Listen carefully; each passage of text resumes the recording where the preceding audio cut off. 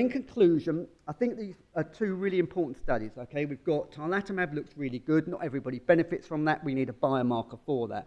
It'll be super interesting to get some more validation on this. This initial data looks really, really quite compelling. And a proof of care test to try and finesse the risk-benefit equation for tarlatamab using CTC DLL3 expression in small cell lung cancer would be kind of cool. It'd also be really interesting to do real-time CTC monitoring at resistance. If you've got DLL3 negative, for example, they've lost the expression of the antigen. You could think about a different molecule for SEZ6, for example, B7H3, which still are maintained when you use DLL3. But what about these patients that have maintained that expression of DLL3? You could think about trying to rejuvenate their T cells, potentially using things like an anti-CD39 or anti-CD73 approach. So oleclumab, for example, was anti-CD3 from AstraZeneca.